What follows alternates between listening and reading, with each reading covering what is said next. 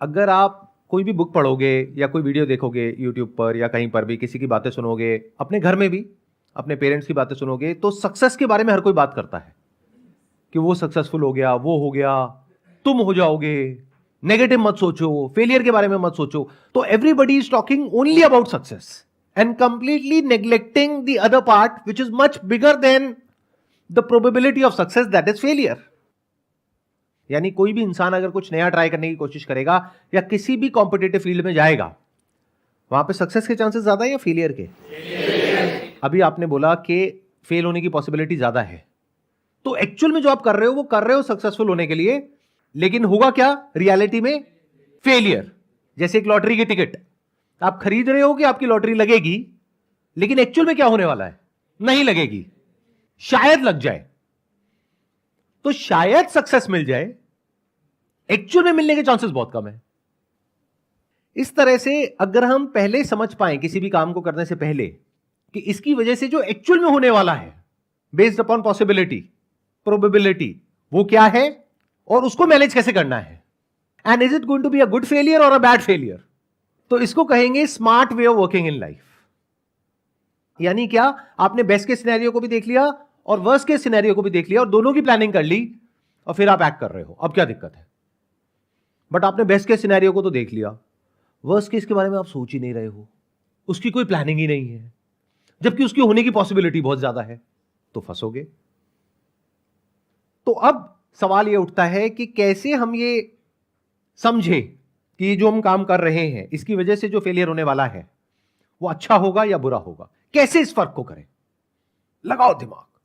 To understand कि आपका जो फेलियर है वो गुड है या बैड है, you have to first understand yourself. You have to give your time to yourself to understand कि वेयर यू लैक्स, कि आपको फेलियर हो सकता है। If you understand that where you lacks ना, देन अगर failure होगा you will work on it and again then you make a different plan for yourself. अभी आपने कहा कि अगर फेलियर हो गया तो, इसका उल्टा कर दो, अगर सक्सेस हो गया तो। आप देख रहे हो हमारी थिंकिंग में फ्लॉ क्या है? अभी भी मेरे इतना बोलने के बाद भी हम इस बात को एक्सेप्ट करने को तैयार नहीं है कि जो हम काम कर रहे हैं उसमें फेल होने के चांसेस बहुत ज्यादा हैं, सक्सेसफुल होने के बहुत कम है। तो हमें बोलना क्या चाहिए लाइफ में कि अगर ये एक्सपेरिमेंट सक्सेसफुल हो गया तो, फेल हो गया तो नहीं, क्योंकि 99% चांस है ये फेल ही होगा। ये बहुत सटल पॉइंट है अगर इसको आप देख पा रहे हो तो, कि जो भी आप करने वाले हो जहां पे कि बहुत कंपटीशन है, यानी कि और भी लोग हैं जो आपसे बेटर हैं या आपके टक्कर के हैं, एक तरह की रेस है जहां पर आप भाग रहे हो और आपसे तेज भागने वाले भी हैं, तो ऐसी रेस में जहां पे लाखों लोग भाग रहे हैं, आपके जीतने की पॉसिबिलिटी बहुत कम है, हारने की बहुत ज्यादा है। ऐसे ही अगर कोई ऐसा काम आप कर रहे हो अपने बेस पर, वो चाहे कुछ भी हो, चाहे वो यूट्यूब पर आप एक चैनल बना करके अपना कुछ करने की कोशिश कर रहे हो क्योंकि लाखों लोग कोशिश कर रहे हैं, या फिर अपना कोई बिजनेस करने की कोशिश कर रहे हो, कुछ भी कर रहे हो, हर जगह पर सक्सेसफुल होने की पॉसिबिलिटी बहुत कम है, फेल होने की बहुत ज्यादा है। तो हम ये क्यों नहीं बोलते कि अगर मैं सक्सेस हो गया तो, नहीं तो फेलियर, जिसके बाद में मुझे ये करना है। ये एग्जैक्ट उसका ऑपोजिट है जैसे हम एक्ट करते हैं या जिस तरह की बातें हमारे आसपास में होती हैं, या जो और सो कॉल्ड मोटिवेशनल स्पीकर्स हैं वो जिस तरीके से बात करते हैं, तू कर सकता है, तू ये, तू वो, ठीक है, वो सब अपनी जगह पर सही है एक लेवल पर। जब आप पूरी तरह से टूट चुके हो, फेलियर हो गया है, हिम्मत हार रहे हो, उस वक्त आपको उठाने के लिए उस सब की जरूरत है। यानी कि मोटिवेशन फेलियर से पहले हेल्प नहीं करता है, फेलियर के बाद हेल्प करता है। देखो लाइफ में ना हर चीज जरूरी है, बट हम क्या गलती करते हैं, हम कोशिश ये करते हैं कि लाइफ में एक चीज को हर जगह फिट कर दें। ऐसा नहीं होता है। पहले कुल्ली कामली आराम से बैठ करके बिना किसी एक्साइटमेंट के समझना होता है कि मुझे क्या करना है क्या नहीं करना है, यानी एक डिसीजन लेना है। वहां पे किसी मोटिवेशन की कोई जरूरत नहीं है, बल्कि अगर कोई आपको बहुत मोटिवेट कर रहा है तो पक्का है कि उसका कोई मोटिव है उसके पीछे, जिसमें आपका कोई बेनिफिट नहीं है, उसका है। तो वहां पे मोटिवेट नहीं होना समझदारी है, हर जगह मोटिवेट होना समझदारी नहीं है। तो आप ध्यान से समझो मैं क्या कह रहा हूं, कि अगर अपनी थिंकिंग में आप एक फ्लॉ को देखोगे, यहां पे अभी जैसे इन्होंने जो कहा, मैं उसी बात को थोड़ा सा आगे एक्सटेंड करता हूं कि अगर फेल हो गए तो, इसका उल्टा होना चाहिए। जैसे एक साइंटिस्ट बोलता है कि अगर मेरा ये एक्सपेरिमेंट सक्सेसफुल हो गया तो, क्योंकि उसको पता है कि 1000 बार तो फेल होना ही है, तो फेलियर के लिए तैयार है। बट हम लोग फेलियर के लिए तैयार ही नहीं है। फेलियर के बारे में बात करने से भी हमको डर लगता है, हमको, हमारे घर वालों को, आसपास में लोगों को। कोई बैकअप प्लान ही नहीं होता है बहुत लोगों के पास। तो क्या ये सही तरीका है लाइफ में आगे बढ़ने का? नहीं ना। तो तरीका क्या होना चाहिए? इसको उल्टा कर दो कि अगर मैं फेल हो गया तो नहीं, अगर मैं सक्सेसफुल हो गया तो ये हो सकता है। बट उसको सोच करके ज्यादा खुश नहीं होना है, क्योंकि वो होने की पॉसिबिलिटी बहुत कम है। तो वहां पे एक्साइटेड नहीं होना है। तैयारी किसकी करनी है? फेलियर की, कि अगर नहीं हुआ तो मैं क्या करूंगा। That must be very clear. अगर ये प्लानिंग करने के बाद में आप एक्शन ले रहे हो, कोई भी काम कर रहे हो, and if you are okay with it, that is a good failure, because you have already taken that into account. Plus ये भी सोचो कि वो फेलियर मुझे काम कैसे आएगा। यानी कि अगर मैं कहीं पर जाता हूं, जॉब के लिए अप्लाई करता हूं, क्या ये जो मैंने 4 साल बिताए, क्या ये वहां पर काम आएगा? अगर आएगा तो that is a good failure, क्योंकि फिर वो एक स्टेपिंग स्टोन के जैसा हो गया। बट अगर आप जॉब के लिए जा रहे हो और वो जो आपने 4 साल तक किया वो कहीं काम नहीं आने वाला, तो that is a bad failure. अगर और सिंपल करूं तो आप कहीं पर जॉब कर रहे हो, कोई इंसान आया आपके पास में, बोला जॉब वॉब में कुछ नहीं पड़ा है। जॉब करने का वैसे भी किसी का मन तो होता नहीं है। सबसे ज्यादा जो हार्ट अटैक्स होते हैं वो मंडे मॉर्निंग को होते हैं। वर्ल्ड वाइड ये डेटा प्रूवन है। तो मन तो किसी का भी नहीं है। तो कोई भी आया आकर के कहा कि भाई आपका मन है जॉब करने का? नहीं है। तो क्यों कर रहे हो? आओ हमारे पास में आ जाओ, बी योर ओन बॉस।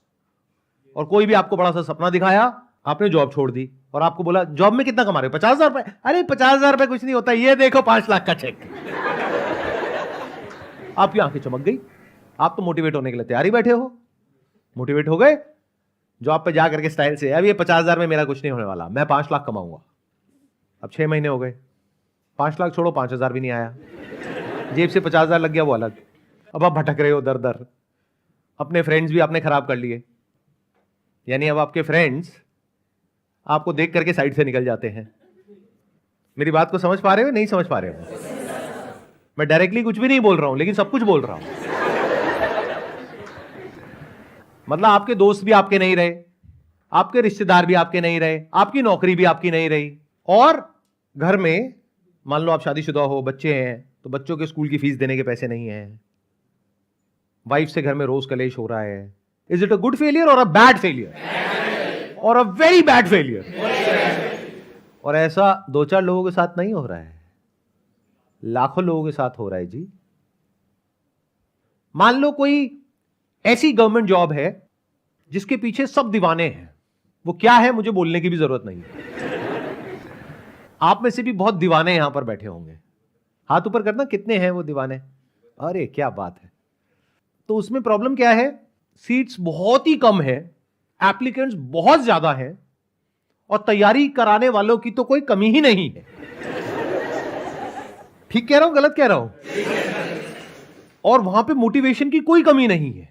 मतलब आपको मोटिवेट करना, आपके घर वालों को मोटिवेट करना बहुत ही आसान है। जो भी आपके और आपके पेरेंट्स के, आपकी फैमिली के वाइल्डेस्ट पॉसिबल ड्रीम्स है, वो सब सच हो सकते हैं अगर ये हो गया तो अब आप किसी ऐसे इंसान से या किसी एकेडमी से मोटिवेट हो जाते हो और कहते हो कि मुझे तो यही करना है। एक बार ट्राई करते हो नहीं हुआ, 2 बार करते हो नहीं हुआ, 4 बार करते हो नहीं हुआ, और इसको करने के चक्कर में आप जो भी कर रहे थे, जो आपका और दूसरा प्लान था, वो सब आपने छोड़ दिया। तो क्या ये गुड फेलियर है, बैड फेलियर है? बैड फेलियर है।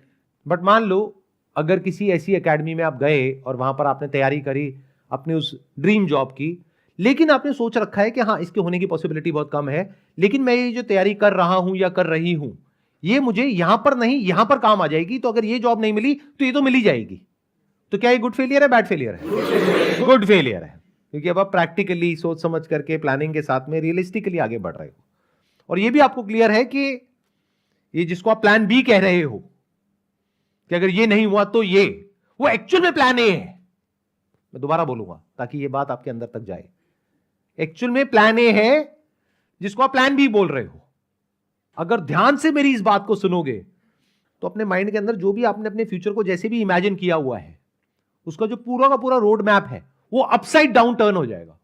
यानी आपका जो प्लान ए है वो प्लान बी बन जाएगा और प्लान बी आपका प्लान ए बन जाएगा। अगर ऐसे एक्चुअल में हो रहा है और ऐसे ही आप एक्ट कर रहे हो, ऐसे ही सोच रहे हो और आपके घर वाले भी ऐसे ही सोच रहे हैं, तो वो गुड फेलियर है, या वो फेलियर है ही नहीं, वो सक्सेस है। ये हमने बात करी जॉब के एंगल से। अब बात करते हैं बिजनेस के एंगल से, कि अगर आप अपना कोई काम करने के बारे में सोच रहे हो या अपने बेस पर कुछ कर रहे हो, वहां पर किसको गुड फेलियर कहेंगे, किसको बैड कहेंगे? एनीबडी जो कुछ बोलना चाहते हैं इससे related. Sir I am a real estate agent, तो मैं एक कंपनी के साथ मिलकर काम करता हूँ जिसपे मैं एज ए कमीशंस ज्वाइन किया है मैंने। तो कमीशंस मेरी बन के आती है, जैसे मैं सेल करता हूँ आगे, तो ठीक है। आगे अगर मैं परस्यू करता हूँ, पहले मैंने 6 मंथ का टाइम रखा था ड्यूरेशन की, मैं इस करियर को 6 मंथ देता हूँ। अब मुझे लगता है कि मैं इसमें जो टाइम पीरियड है वो 1 साल मैंने अपना कर दिया कि इसमें 1 साल देता हूँ अपना टाइम पीरियड, जिससे कि अगर मैं फेल भी होता हूँ ना सर, तो मेरा जो फेलियर है वो गुड फेलियर होगा, क्योंकि मुझे अच्छी खासी नॉलेज होगी प्रॉपर्टी की, जिससे मैं अगर दूसरे फील्ड में जाता हूँ कहीं से पैसा तो बनाऊंगा ना, इस फील्ड से नहीं बनाऊंगा तो कहीं और से बनाऊंगा। लेकिन वेल्थ क्रिएट करने के लिए रियल एस्टेट एक अच्छी इंडस्ट्री है। और इसमें जो आपको फाइनेंशियल लॉस होगा अगले 1 साल में, वो कितना है? फाइनेंशियल लॉस सर है ही नहीं, कंपनी मुझे सपोर्ट करती है, 5,000 रुपये चलाने के लिए देते हैं। तो कोई रिस्क नहीं है, risk zero sir, financial risk कोई नहीं है, zero sir, risk zero. This is a perfect example of a good failure, क्योंकि इनको बहुत कुछ सीखने को मिलेगा और इन्होंने पहले से ही सब कुछ सोच रखा है। तो ये जो कर रहे हैं उसका लॉन्ग टर्म में इनको बेनिफिट ही होने वाला है। इनफैक्ट शॉर्ट टर्म में भी कोई नुकसान नहीं है। जो ये सोच रहे हैं अगर वो नहीं भी होता, यानी कि अगर बहुत ज्यादा आप डील्स नहीं क्रैक कर पाते, आपको बहुत ज्यादा कमीशंस नहीं मिलती, जैसा कि आप सोच रहे होंगे कि ऐसा हो जाएगा वैसा हो जाएगा, वैसा नहीं भी होता तब भी कोई बुराई नहीं है, राइट? और वैसा हो गया तो बहुत ही बढ़िया है। और बताइए कौन है जो कुछ बोलना चाहते हैं? नमस्ते नमस्ते जी। सर, आपने जैसा कि बोला मैं यूपीएससी एस्पायरेंट हूँ, वो ड्रीम जॉब। लेकिन मैं तो यूपीएससी की बात नहीं कर रहा था, मतलब आपने यूपीएससी क्यों समझा? वो सर सबसे ज़्यादा उसी की वही ड्रीम जॉब है ना। अच्छा, तो फिर वही होगा। हाँ ठीक यस है। सर। नहीं, ठीक है। तो मेरा सवाल सर ये था कि सर आपने जैसे कि बोला कि प्लान ए और प्लान बी दोनों होना चाहिए। तो सर जैसे कि आपने बोला कि प्लान जो बी होता है वो एक्चुअली हमारा प्लान ए होता है। तो सर अभी मेरा प्लान ए यूपीएससी है और प्लान बी है मेरा स्टेट पीसीएस। लेकिन सर दोनों में चांसेस जो आपने बोला वो 1% होता है। तो प्लान सी क्रिएट करो। क्योंकि दोनों ही जगह पे 99% चांसेस है कि नहीं होगा, यानी कि फेलियर होगा। अभी Yes, सुनने में थोड़ा कड़वा भी लगेगा, बुरा भी लगेगा, सर डिमोटिवेशन बट लगने दो, क्योंकि अभी लग जाए बेटर है बजाय कि 5 साल बाद बुरा लगे। मतलब फॉर एग्जाम्पल आप एक रेस को लेकर के बहुत इमोशनल हो, कहते हो कि अगर मैं इस रेस को नहीं जीती तो मेरा सपना टूट जाएगा। वहां पर वो पोडियम है 1 2 3, मुझे या तो 1 पे आना है, 2 पे आना है, 3 पे आना है, नहीं तो मैं पूरी तरह से टूट जाऊंगी, मैं खत्म हो जाऊंगी, मेरे पेरेंट्स की सारी उम्मीदें टूट जाएंगी, पता नहीं मैं अपने घर में कैसे किसको फेस करूंगी। इससे उस रेस के आउटकम पे कोई फर्क नहीं पड़ता है, बल्कि पड़ता भी है तो बुरा ही पड़ता है। क्योंकि अब आप इतना डर जाओगे एग्जामिनेशन के टाइम पे because of this over obsession with this goal, कि आपके अंदर इतना डर आ जाएगा कि जब आप वहां पे जाओगे तो आपके हाथ कांप रहे होंगे लिखते वक्त, जाने से पहले आपकी हार्ट बीट तेज हो जाएगी। जबकि जिस तरह से मैं बता रहा हूं अगर उस तरीके से करोगे तो आप मजे से जाओगे, क्योंकि आपको पता है कि होना तो वैसे भी नहीं है।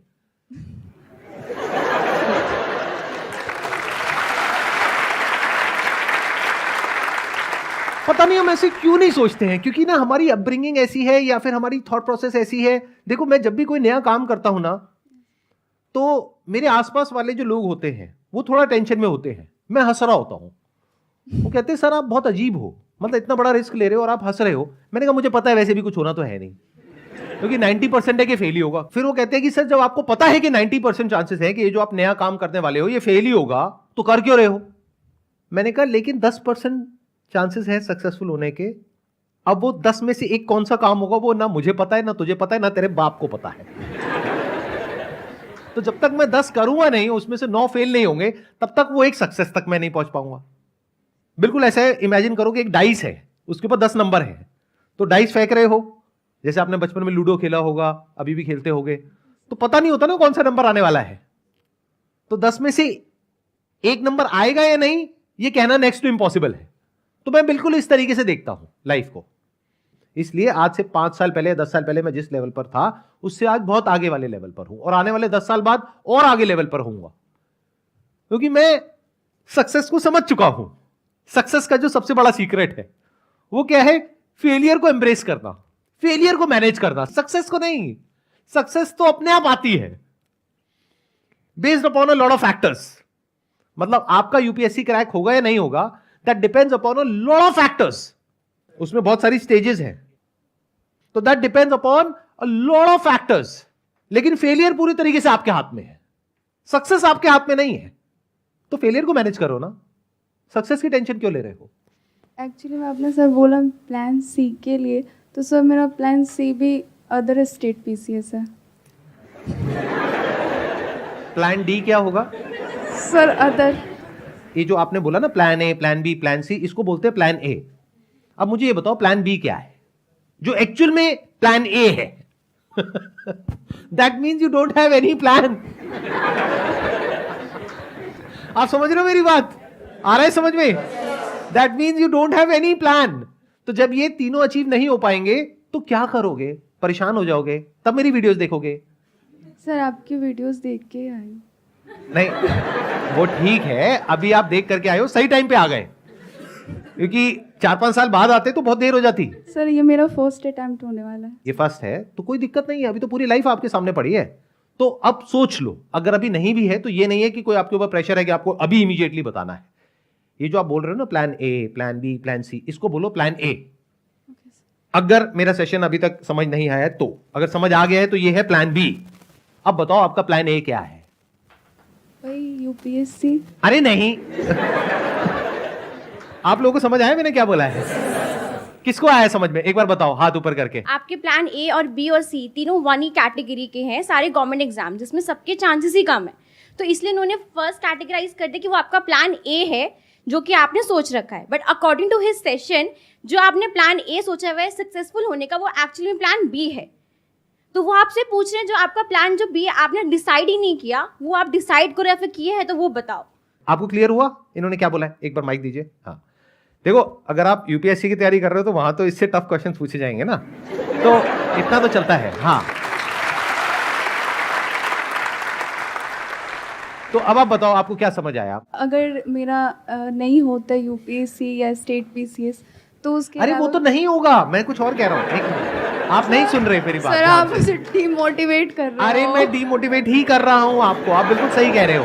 मैं आपको डिमोटिवेट ही कर रहा हूँ और वही मैं करना चाहता हूँ, क्योंकि अगर मैं नहीं करूंगा तो और कौन करेगा? आप सोचो ना, एक मिनट, मेरे अलावा पूरी दुनिया में आपको कोई और नजर आता है जो आपको डिमोटिवेट करेगा? No sir. तो आपका क्या मन है, मैं आपको और डिमोटिवेट करूं और क्लैरिटी की तरफ लेकर के जाऊं या आपको मोटिवेट कर दूं? नहीं, आप क्लैरिटी की तरफ। देखो मैं क्या कह रहा हूं, जिसको आप प्लान ए बी सी बोल रहे हो वो एक्चुअल में प्लान बी है, क्योंकि वो होने की पॉसिबिलिटी बहुत कम है। जो चीज होने की पॉसिबिलिटी बहुत कम होती है उसको प्लान बी बोलते हैं। जैसे गाड़ी होती है, उसमें 4 टायर होते हैं, एक स्टेपनी होती है, तो स्टेपनी क्या है? प्लान बी, क्योंकि गाड़ी के पंचर होने के चांसेस कम है। ऐसे ही ये एग्जामिनेशन क्रैक होने के चांसेस बहुत कम है, तो ये हो गया प्लान बी। अब आप बताओ आपको क्या समझ आया मेरे इन बातों से? सर बातों से समझ में आया कि प्लान ए प्लान करना चाहिए, मतलब करना पड़ेगा। सर मैंने कर लिया। कर लिया? Let's give big round of applause for her. बताओ प्लान ए क्या है? शादी।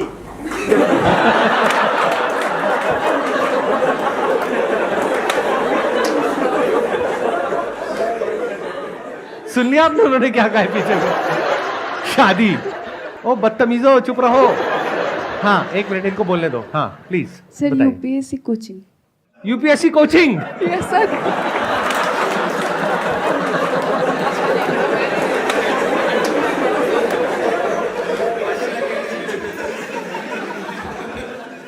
बुरा नहीं है वैसे ये प्लान भी, क्योंकि देखो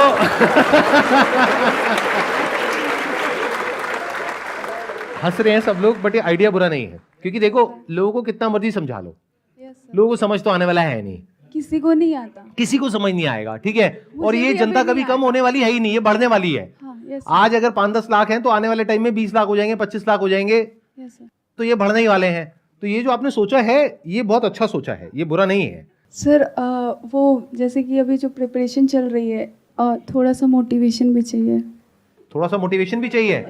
यूपीएससी की कोचिंग में बहुत पैसा है।